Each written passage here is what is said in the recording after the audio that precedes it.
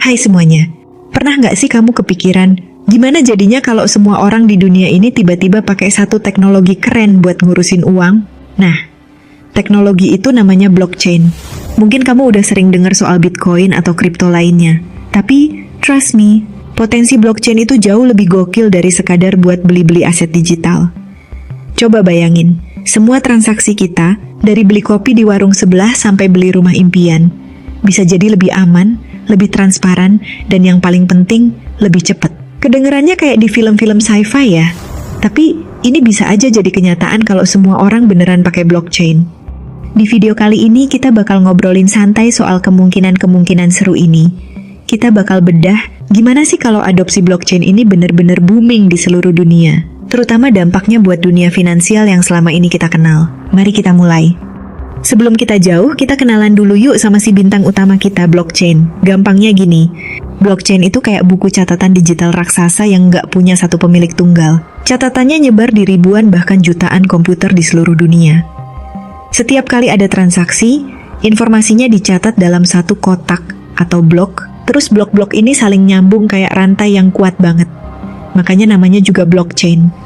Bayangin gini deh, kamu lagi transfer uang ke teman kamu. Nah, informasi transfer ini nggak cuma dicatat di satu bank aja, tapi diverifikasi sama banyak komputer di jaringan blockchain. Begitu udah oke, transaksi ini masuk ke blok, terus blok ini dienkripsi dan ditambahin ke rantai blok yang udah ada. Karena datanya nyebar dan diacak-acak enkripsi, hampir nggak mungkin ada yang bisa ngehack atau ngubah catatan transaksi itu. Kerennya lagi, semua transaksi di blockchain itu transparan. Kita bisa lihat transaksinya, tapi biasanya identitas pengirim dan penerima itu anonim. Keamanannya juga super ketat karena pakai teknologi kriptografi canggih dan banyak pihak yang ikut ngejagain jaringan ini. Terus, karena nggak ada pihak ketiga kayak bank, transaksi bisa lebih cepat dan biayanya juga bisa lebih murah. Bahkan, beberapa transaksi bisa nyaris tanpa biaya loh. Nah, sekarang bayangin ya, kalau semua orang di dunia ini pakai blockchain buat bayar-bayar. Apa yang bakal terjadi? Salah satu perubahan paling kerasa pasti soal biaya transaksi. Selama ini kan kita sering banget kena biaya tambahan kalau bayar pakai kartu atau transfer antar bank, apalagi kalau beda negara. Nah, dengan blockchain, biaya-biaya kayak gini bisa banget dipangkas, bahkan mungkin hilang sama sekali. Ini jelas bakal jadi angin segar buat kita sebagai konsumen, terutama yang sering transaksi internasional. Selain itu, proses pembayarannya juga bisa jadi super kilat. Kamu pernah kan nungguin transferan dari luar negeri nyampe berhari-hari? Nah, dengan blockchain, transfer kayak gitu bisa kelar dalam hitungan menit, bahkan detik. Ini bakal ngebantu banget buat para pekerja migran yang mau kirim uang ke keluarganya di kampung halaman, atau buat bisnis yang sering transaksi sama perusahaan di negara lain. Contoh nyatanya udah mulai kelihatan nih. Beberapa perusahaan udah mulai nyobain teknologi blockchain buat ngirim uang lintas negara dengan biaya yang jauh lebih murah dan cepat. Bahkan, beberapa negara juga lagi mikirin serius buat bikin mata uang digital sendiri, yang berbasis blockchain atau yang biasa disebut Central Bank Digital Currency, CBDC. Kalau ini beneran kejadian, sistem pembayaran global bisa berubah total. Nggak cuma di pembayaran aja, adopsi blockchain juga punya potensi gede buat ngubah dunia perbankan dan pinjaman. Sekarang kan kalau kita mau ngajuin pinjaman ke bank, prosesnya panjang banget. Dari ngisi formulir segambreng, verifikasi data ini itu, baru deh nunggu kabar disetujui atau enggak. Nah, dengan blockchain, proses ini bisa jadi jauh lebih simpel dan efisien. Coba bayangin, riwayat kredit seseorang itu tercatat aman dan transparan di blockchain. Jadi, pas dia mau ngajuin pinjaman, bank atau lembaga keuangan lain bisa langsung ngecek riwayat kreditnya tanpa perlu ribet nyari-nyari data kesana kemari. Ini nggak cuma mempercepat proses persetujuan pinjaman, tapi juga bisa nurunin bunga pinjaman karena risiko buat yang minjemin jadi lebih kecil.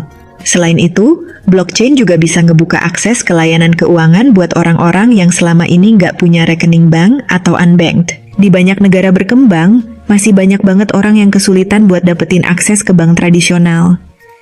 Nah, dengan blockchain, mereka bisa punya dompet digital di smartphone mereka dan langsung bisa transaksi keuangan. Ini benar-benar bisa ngangkat derajat ekonomi banyak orang. Nah, mungkin kamu nggak langsung kepikiran, tapi blockchain juga punya peran penting banget di dunia rantai pasokan dan logistik. Bayangin setiap barang yang kita beli itu punya akte kelahiran digital di blockchain. Kita bisa tahu bahan bakunya dari mana, proses produksinya gimana, sampai kapan dikirim ke toko. Dengan sistem kayak gini, kita bisa gampang banget ngecek keaslian suatu produk, mastiin kualitasnya, dan ngelawan pemalsuan. Contohnya di industri makanan nih. Blockchain bisa dipakai buat ngelacak perjalanan sayuran dari petani di desa sampai ke supermarket di kota. Kita bisa tahu kapan sayuran itu dipanen, gimana cara nanamnya, dan kapan nyampainya di toko. Ini jelas bakal bikin kita sebagai konsumen lebih percaya sama produk yang kita beli dan ngurangin risiko dapat produk yang nggak jelas asalnya.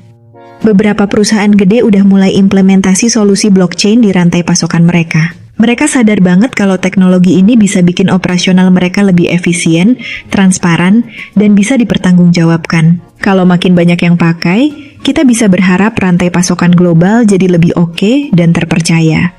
Dunia investasi dan pasar modal juga nggak ketinggalan nih. Sekarang kan kalau mau investasi saham atau obligasi, kita biasanya butuh perantara kayak broker. Prosesnya kadang ribet, lama, dan ada aja biayanya. Nah, dengan blockchain, investasi bisa jadi lebih gampang diakses, lebih cepat, dan lebih murah.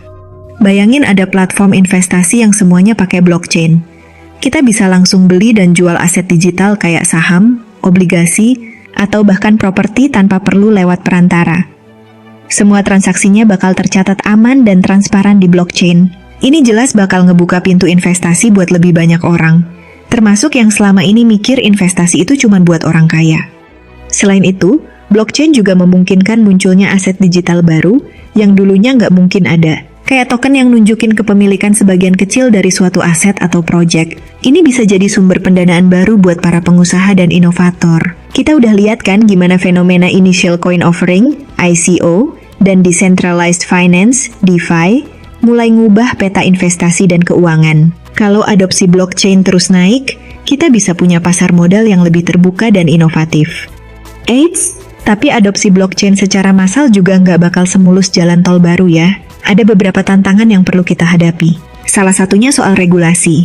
Karena teknologi ini masih relatif baru, aturan main soal blockchain dan aset kripto di banyak negara masih belum jelas. Ketidakpastian regulasi ini bisa jadi penghalang buat adopsi yang lebih luas. Terus masalah skalabilitas juga jadi perhatian. Beberapa jaringan blockchain saat ini masih punya batasan soal berapa banyak transaksi yang bisa mereka proses dalam satu waktu. Kalau semua orang di dunia pakai blockchain, infrastrukturnya harus benar-benar kuat dan bisa nampung jutaan transaksi per detik. Soal keamanan juga nggak boleh dilupain. Meskipun blockchain itu sendiri aman, tapi cara kita nyimpen dan ngelola kunci privat, kayak password buat akses aset digital kita, itu penting banget. Kalau kita ceroboh, aset kita bisa aja dicuri. Jadi, edukasi soal keamanan siber itu penting banget. Terakhir, adopsi massal blockchain juga butuh perubahan mindset dan kebiasaan dari masyarakat. Banyak orang masih nyaman sama sistem keuangan tradisional yang udah mereka pakai dari dulu. Butuh waktu dan usaha buat ngeyakinin mereka soal manfaat dan keamanan blockchain. Nah teman-teman, kita udah ngobrolin banyak nih soal potensi blockchain buat ngubah dunia finansial. Mulai dari bayar-bayar yang lebih murah dan cepet, urusan bank dan pinjaman yang lebih gampang, rantai pasokan yang lebih jelas, sampai investasi yang lebih demokratis. Gimana menurut kamu? Apakah kamu excited sama potensi blockchain ini? Atau mungkin kamu punya pandangan lain atau pertanyaan yang pengen kamu tanyain? Jangan lupa juga buat like video ini kalau kamu ngerasa dapat info yang bermanfaat, dan subscribe channel ini biar nggak ketinggalan video-video seru lainnya. Makasih udah nonton sampai akhir, dan sampai ketemu di video berikutnya.